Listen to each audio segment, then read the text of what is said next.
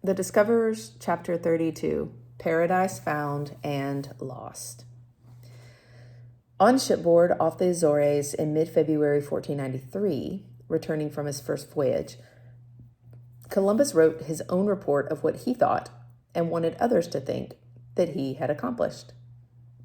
Since it would have been disrespectful for him to address Ferdinand and Isabella directly, he reported to them in a letter addressed to Santangle, the crown official who had persuaded Queen Isabella at the very last moment to support Columbus's enterprise of the Indies. Columbus's letter, written in Spanish, was printed in Barcelona about April 1st, 1493, then translated into Latin, dated April 29th, and again printed in Rome in May as an 8-page pamphlet entitled De Insulis Inuentis. Frequently and speedily reprinted by the standards of its day, it became a bestseller. At Rome, there were 3 further editions in 1493 and 6 different editions printed at Paris, Basel, and Antwerp in 1493 to 94. By mid-June 1493, the Latin letter had been translated into a 68-stanza poem printed in Rome and twice in Florence in 1493, in Tuscan, the dialect of Florence. Northern Europe only slowly received news of Columbus's exploit. The famous Nuremberg Chronicle, an illustrated world history from the creation to the present, printed on July 12, 1493, made no mention of Columbus's voyage. Not until late March 1496 do we find word of Columbus in England, and the first German translation of Columbus's letter was printed at Strasbourg in 1497. What was the news that Columbus brought? The first illustrated Latin edition of his report, Basel 1493, carried crude woodcuts that had already been used in earlier Swiss books that had no connection with Columbus, the Indies, or the New World. One woodcut purported to show the landing of Columbus in the Indies in a 40-oared Mediterranean galley. Another, supposed to represent the Bahama Islands, could have depicted any South European seaside village. Columbus, having convinced himself that a trip across the Western Ocean would take him to the Indies, now set about convincing a wider audience. He had a heavy vested interest in his destination actually being the Indies.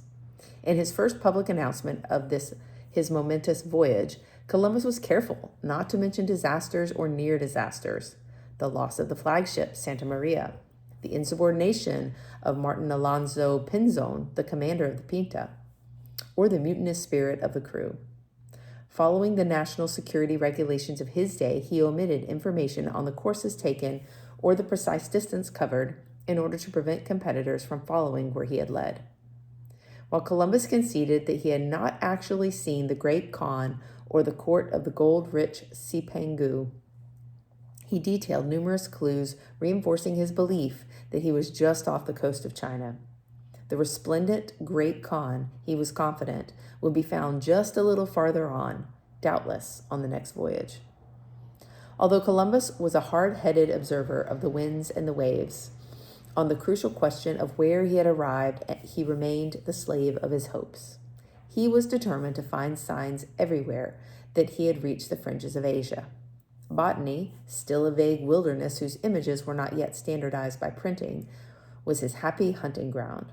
From the moment he first touched the north coast of Cuba on his first voyage, he had no trouble finding the Asiatic flora. A shrub that smelled like cinnamon he eagerly called cinnamon, and so made it a hint of untold spice treasures. The aromatic West Indies gumbo limbo, he insisted, must be an Asiatic form of the mastic tree of the Mediterranean that yielded resin. A small inedible nut, the nogal de pay, he hastily mistook for the coconut described by Marco Polo. The ship's surgeon examined some roots that the men dug up and obligingly pronounced them the valuable medicinal Chinese rhubarb, a strong cathartic drug. Actually, it was only the common garden rhubarb that we now use for pies and tarts, Ruin raponticum, not the pharmacist, Rumen officinal. But so many false scents, somehow seemed to add up to the authentic odor of the Orient. In the mind of Columbus, such clues quickly clinched the thesis that had secured support for his enterprise of the Indies. Typical of his frame of mind and his exploring techniques was his first expedition into Cuba. On October 28, 1492, Columbus's caravels entered Bahia Barrier, a beautiful harbor in the Oriente province of Cuba. There, the captive San Salvador natives, whom he had brought along as interpreters, interviewed the local Indians and told Columbus that there was gold at Cubanacan, meaning mid-Cuba, only a short trek inland. Columbus eagerly assumed that they had meant to say El Gran Khan, the Great Khan of China, and at once sent an embassy to meet that oriental potentate. An Arabic-speaking scholar whom he had brought along for just such missions was put in charge, accompanied by an able seaman who years before had once encountered an African king in Guinea, and so was supposed to know how to deal with exotic royalty. They took along diplomatic paraphernalia, their Latin passport, a letter of credence from their Catholic majesties to his Chinese majesty, and a rich gift for the Khan, along with glass beads and trinkets to buy food en route. Led on by visions of Cambaluc, which had been named by Marco Polo as the Mongol capital of China, where the Khan held his splendid court, they hiked up the valley of the Cocoyuquin River. What they found there were some 50 palm-thatched huts. The local cacique feasted them as messengers from the sky, and the people kissed their feet. But they got no word of the Great Khan. On the trail back to the harbor, Columbus's two ambassadors did have one epochal encounter. They met a walking party of Taino Indians. Quote, many people who were going to their villages with a firebrand in the hand and herbs to drink the smoke thereof, as they are accustomed. The long cigar that they carried would be relighted at every stop by small boys carrying along the firebrands, then passed around for each member of the party to take a few drags through his nostrils. After the relaxing interval, the Tainos resumed their journey. This was the first recorded European encounter with tobacco. Obsessed by visions of China's gold, Columbus's embassy saw only a primitive custom. Some years later, when the Spaniards had colonized the New World and learned to enjoy tobacco themselves, they introduced it to Europe, Asia, and Africa, where it was to become a source of wealth, delight, and dismay. Meanwhile, Columbus remained back at the harbor, working up the figures from his dead reckoning to confirm his conviction that Cuba really was Marco Polo's province of Mangay. He occupied his spare moments gathering the botanical specimens where he believed could not be found anywhere except in Asia.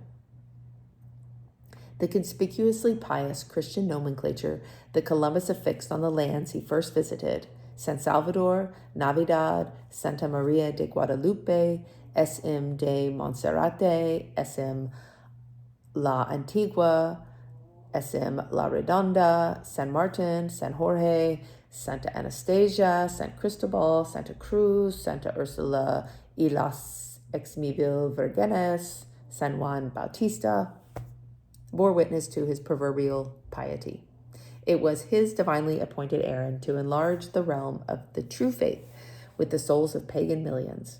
His confidence as God's messenger had given him strength to bear years of ridicule, to risk mutiny, and would continue to shape his views of world geography.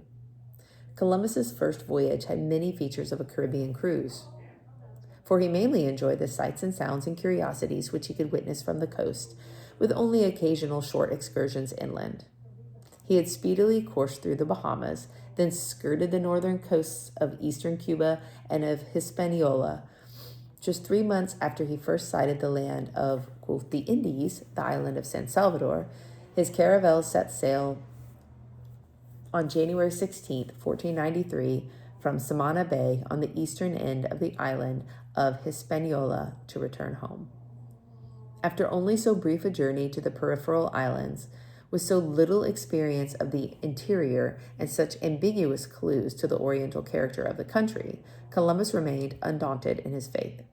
His report revealed no doubt that he had reached the Indies. and he generalized with all the confidence of the quickie tourist. The natives, he asserted, were, quote, so ingenuous and free with all they have that no one would believe it who had not seen it. Of anything that they possess, if it be asked of them, they never say no. On the contrary, they invite you to share it and show as much love as if their hearts went with it. And they are content with whatever trifle be given them, whether it be a thing of value or of petty worth. In all these islands I saw no great diversity in the appearance of people or in their manners and language, but they all understood one another, which is a very singular thing, on account of which I hope that their highnesses will determine upon their conversion to our holy faith, towards which they are much inclined. The place he chose for La Villa de Navidad was in the best district for the gold mines and for every trade, both with this continent and with that over there belonging to the great Khan, where there will be great trade and profit. To their Catholic highnesses he promised as much gold as they want, if their highnesses will render me a little help, besides spices and cotton, as much as their highnesses shall command, and gum mastic, as much as they shall order shipped, and aloe wood, as much as they shall order shipped, and slaves, as many as they shall order, who will be idolaters. And I believe that I have found rhubarb and cinnamon, and I shall find 1,000 other things of value, which the people whom I left there will have discovered, for I have not delayed anywhere, provided the wind allowed me to sail. During the next 12 years, Columbus undertook 3 more voyages to the Indies. They were called voyages of discovery, but more precisely, they should have been called voyages of confirmation. For someone less committed, they might have produced tantalizing puzzles, planting seeds of doubt. When these successive voyages still failed to connect with the Great Khan or to discover Oriental splendors, it became harder to persuade others back home. Although Columbus was ingenious at inventing new strategies of explanation, as his explanations became increasingly far-fetched, he once again became a butt of ridicule, a casualty of his own faith. Only 6 months after returning from his first voyage, Columbus set out again. This time his expedition was on a far grander scale. Instead of 3 small caravels, he had an armada of 17 vessels and at least 1,200 men, still no women, now including 6 priests to oversee the work of conversion, numerous officials to enforce order and keep books, colonists hoping to make their fortunes in the Indies, and of course the crews. While the first voyage could have been called merely exploratory, the second voyage was planned to make exploration pay off. Columbus was now commissioned to set up a trading post in Hispaniola. He was under greater pressure than ever to prove that he had found the fabled treasure trove of the Indies. This time, Columbus's feat of seamanship was even more impressive. While crossing the ocean, he managed to keep the 17 ships together, and, as Samuel Eliot Morison boasts, Columbus hit the Lesser Antilles at the exact spot recommended by sailing directions for the next 4 centuries. His actual discoveries were also significant, for he found the Lesser Antilles, Jamaica, and Puerto Rico, explored the south coast of Cuba, and established the first permanent European settlement on this side of the Atlantic. Still, for Columbus, this was not enough. He demanded the shores of Asia. On his second trip, as Columbus proceeded through countless small islands of the Lesser Antilles, he was encouraged by recalling Sir John Mandeville's observation that there were 5,000 islands in the Indies. By the time he reached the southern tip of Cuba, he was convinced that he had reached the mainland of Asia. As he coasted Cuba westward from the Gulf of Guacanayabo, he was confident that he was following the shores of Marco Polo's Mangi in southern China. When he reached Bahia Cortez, a point where the coast turns sharply toward the south, he knew that he was at the starting point of the eastern shores of the golden Chersonese, the Malay Peninsula. If he had not yet found the sea passage that Marco Polo said would lead him to the Indian Ocean, he had found the peninsula at the end of which the sea passage would surely appear. But at this point, his caravels were leaking, his ship's rigging tattered, his supplies low, and his crew showing signs of mutiny. Columbus decided to turn back. A pity. If he had only gone 50 miles farther, he could have discovered that Cuba was an island. To protect himself against accusations of timidity or cowardice and to confirm his geographic ideas from the officers and crew of all three ships which he had detached for this exploring sally, he extracted sworn depositions. This was not an unprecedented procedure, as Columbus must have known. Only 6 years earlier, in 1488, Columbus had been at Lisbon when Diaz returned and had to justify his reversing course at the critical moment when he had clear sailing to India. As we have seen, Bartholomew Diaz had taken the same precaution to prove that it was his crew that forced him to return.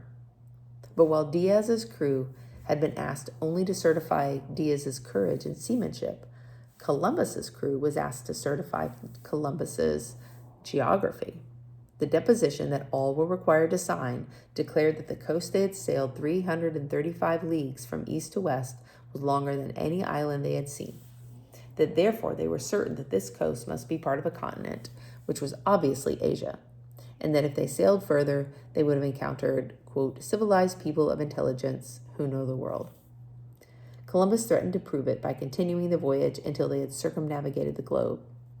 As an additional argument, Columbus explained that anyone who refused to sign would be fined 10,000 maravedis and have his tongue cut out. If the obstinate sailor happened to be a boy, he would take 100 lashes on his bare back. The return of Columbus's ships to Spain in March 1496 was anything but a triumph. He was warmly received at court, but the discovery of islands of the Indies in the Western Ocean no longer created a sensation. Like a second moon landing, Columbus's feat had somehow been minimized by showing that it could be repeated. Except among a few men of learning, word of the voyage was received with indifference. One reason, surely, was that the commercial payoff for the large investment had been so negligible. Some of his closest collaborators were beginning to doubt that Columbus's Indies really were Asia. Juan de la Cosa, who had been the master of the Santa Maria on Columbus's first voyage and was with him too on the second voyage, had actually signed the required Cuba no island deposition. But when La Cosa made his famous world map in 1500, he showed Cuba as an island. Dubious European map makers for many years showed two Cubas, one an island, the other conforming to the shape of Marco Polo's Mangi as the mainland of South China. The multiplying doubts of others hardened Columbus's obstinacy. The admiral named the first coast he touched in Cuba Alpha and Omega, reported the chronicler Peter Martyr in 1501, because he thought that there our east ended when the sun set in that land and our west began when the sun rose. He expected to arrive in the part of the world underneath us, near the golden Chersones, which is situated to the east of Persia. He thought, as a matter of fact, that of the 12 hours of the sun's course, of which we are ignorant, he would have lost only 2. Now it was only with difficulty, and after 2 full years of promotional activity, that he collected a fleet of 6 ships for a third voyage to depart on May 30th, 1498. New rumors and reports already suggested that a great landmass, perhaps not Asia, might lie somewhere to the west of the islands Columbus had found. But Columbus was not impressed. Instead, he was more eager than ever speedily to find the sea passage around the golden Chersones into the Indian Ocean and so vindicate his hopes. On this third trip, he encountered some geographic conundrums, which led him into fantasies which would discredit him among the best cartographers of his age. The faith of medieval Christian geographers was still very much alive in the mind of Christopher Columbus. On this voyage, his first discovery was the island he christened Trinidad, in honor of the Holy Trinity. Then he happened into the Gulf of Paria, the bay formed by the delta of the great Orinoco River. Till then, of course, it had been an article of his faith that there could be no landmass down that way. But how explain this great freshwater sea and the breadth of the freshwater rivers that poured into it? Was there, after all, a landmass not found in Ptolemy, which gathered this great flood of fresh water? I believe that this is a very great continent, until today unknown, Columbus recorded with surprise in his journal. And reason aids me greatly because of that so great river and freshwater sea, and next, the saying of Esdras, that the 6 parts of the world are of dry land and 1 of water, which book of Esdras St. Ambrose approved in his Examenon, and so St. Augustine in the passage Moriatur filius meus Christus, as Francisco de Merones alleges. And further, I am supported by the sayings of many Carib Indians whom I took at other times, who said that to the south of them was mainland, and that in it there was much gold. And if this be a continent, it is a marvelous thing, and will be so among all the wise, since so great a river flows that it makes a freshwater sea of 48 leagues. Columbus's zealot was not unprepared for some grand new revelation about the shape of the planet. God made me the messenger of the new heaven and the new earth of which he spoke in the Apocalypse by St. John, after having spoken of it by the mouth of Isaiah, and he showed me the spot where to find it. The revelation required revision of the orthodox dogmas of the earth. I have always read that the world comprising the land and the water was spherical, and the recorded experiences of Ptolemy and all others have proved this by the eclipses of the moon and other observations made from east to west, as well as by the elevation of the pole from north to south. But I have now seen so much irregularity that I have come to another conclusion respecting the earth, namely that it is not round as they describe, but of the form of a pear, or like a round ball, upon one part of which is a prominence like a woman's nipple, this protrusion being the highest and nearest the sky, situated under the equinoctial line, and at the eastern extremity of this sea, where the land and islands end. The ancients had no certain knowledge respecting this hemisphere, but merely vague suppositions, for no one has ever gone or been sent to investigate the matter until now that your highnesses have sent me to explore both the sea and the land. Here, finally, was the actual earthly location of the scriptural landscape which medieval Christian cosmographers had so long featured at the top of their maps. I am convinced that it is the spot of the earthly paradise whither no one can go but by God's permission. I do not suppose that the earthly paradise is in the form of a rugged mountain, as the descriptions of it have made it appear, but that it is on the summit of the spot which I have described. I think also that the water I have described, i.e. of the Orinoco, may proceed from it, though it be far off, and that stopping at the place which I have just left, it forms this lake, the Gulf of Paria.